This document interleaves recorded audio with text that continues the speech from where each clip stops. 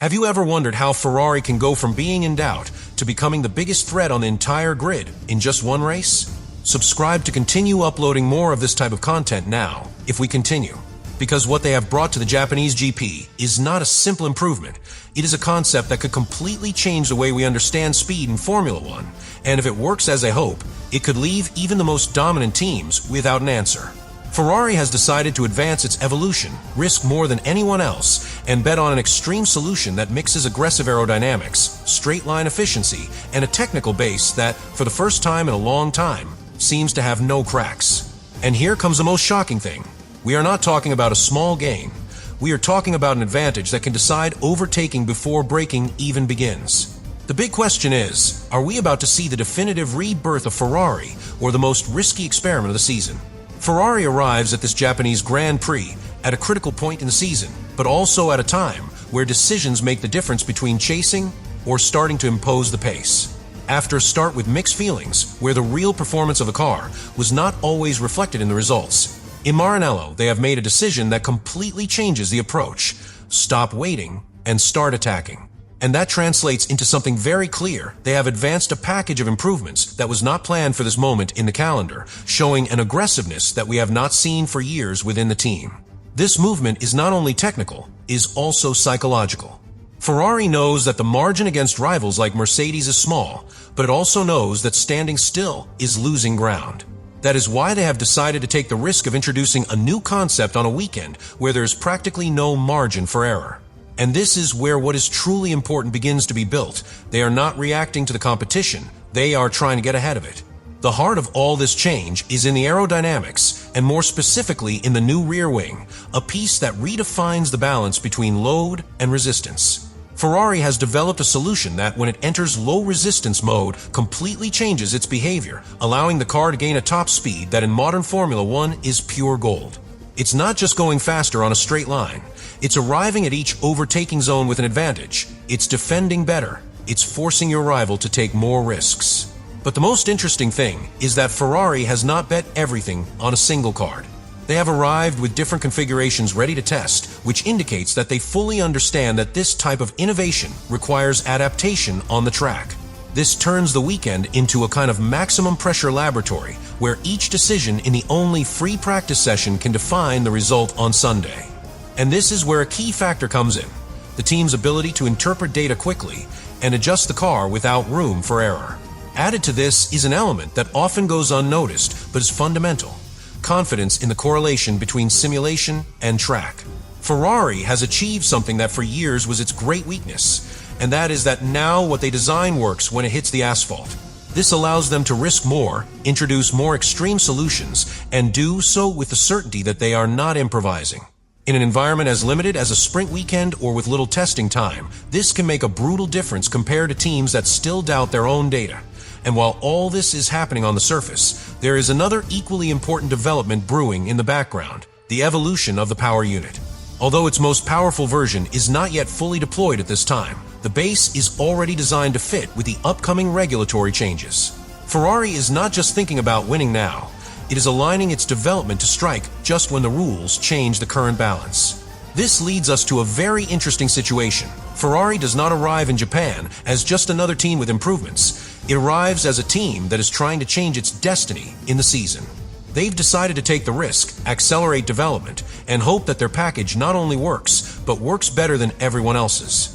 And this is where the story really begins, because if this package responds on the track as the data promises, we will not be talking about a simple evolution. We will be talking about the exact moment in which Ferrari stops chasing and begins to become the team to beat. Now is where everything becomes much more serious, because it is one thing to bring aggressive improvements, and quite another to understand why this package can be directly devastating on the track.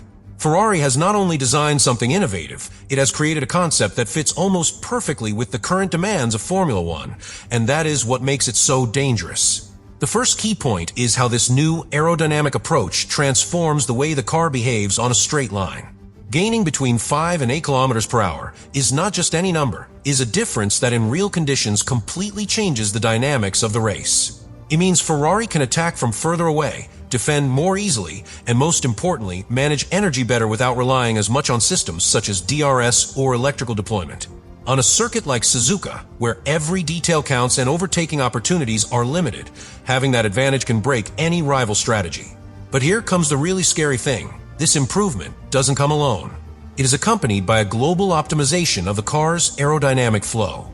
The adjustments in the halo, the small deflectors, the details that at first glance seem insignificant, are what allow the entire system to work in harmony. Ferrari has not only sought top speed, it has sought for the car to be stable when it reaches those speeds, to not lose control in fast corners, and to maintain consistency in long runs. And that is what differentiates a specific improvement from a real leap in performance. Furthermore, there is a strategic factor that can change everything: the ability to adapt in real time. Ferrari has come with multiple configurations, meaning they can react to track conditions, temperature, tire wear, and what their rivals are doing.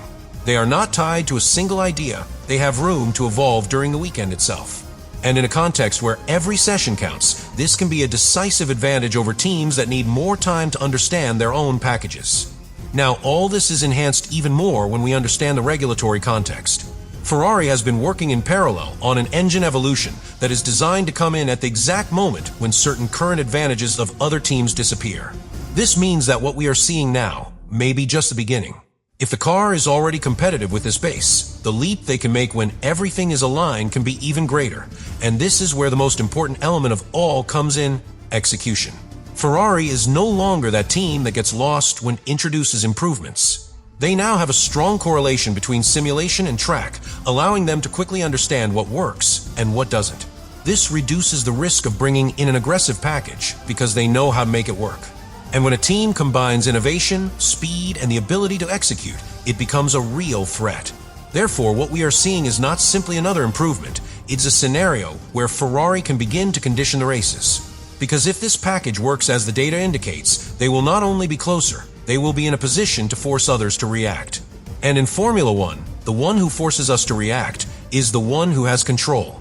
And then we reach the point where everything is decided. Because in Formula One, it doesn't matter what the data promises, it matters what happens when the traffic light goes out. And Ferrari is entering that moment with something that can completely change the balance of the season. If this package works as expected, we are not talking about a simple improvement that brings them closer to the fight. We are talking about a scenario where Ferrari can begin to dominate key aspects of the race. Top speed would give them a brutal advantage in defense, making it practically impossible to overtake them without taking extreme risks.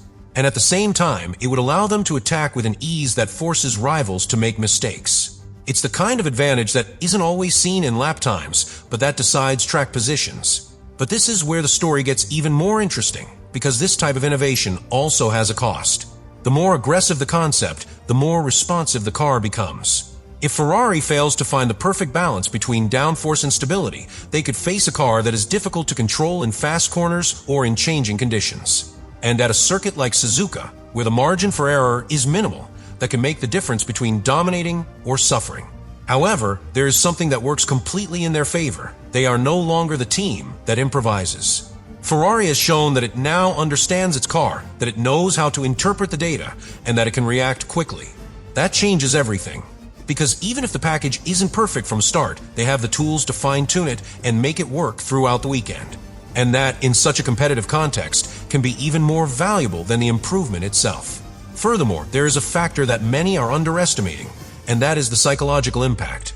If Ferrari manages to execute and display this level of performance in Japan, they don't just win on the track, they win in narrative.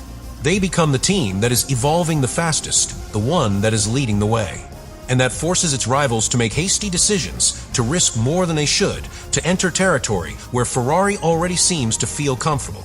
And this is where everything converges: innovation, risk, execution, and context.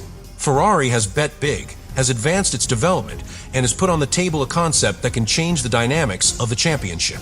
The big question is no longer whether Ferrari has improved. The big question is, are we seeing the beginning of a new competitive era, or the moment when a brilliant experiment becomes its greatest weakness? And in the end, it all comes down to this. Ferrari has stopped playing defense. They have decided to advance their development, take risks, and bet on a concept that, if it works, can completely change the balance of forces in Formula One. It is not just an improvement, it is a clear declaration of intent. They want to once again be the team that sets the pace, because when you put together superior top speed, aerodynamic efficiency, multiple configurations, and a solid correlation between simulation and track, what you have is not a fast car, it is a tool capable of conditioning entire races. Ferrari no longer depends solely on executing well, it now has the potential to force others to play by its rules. But therein lies the key to everything, the risk. These types of extreme solutions do not allow half measures. Either they work and put you at the top, or they fail and expose you more than ever. And in an environment as competitive as today's Formula One, where every detail counts, that balance is what separates the great teams from those that are left trying. That's why Japan is not just another race. It is a real test, the point where Ferrari will discover if this aggressive leap is the beginning of its definitive comeback, or simply an experiment that came too soon. And if one thing is clear after all this, it is that Ferrari has already made its move. Now it's up to the rest to react. Subscribe to continue uploading more of that content. Now you really think about all this.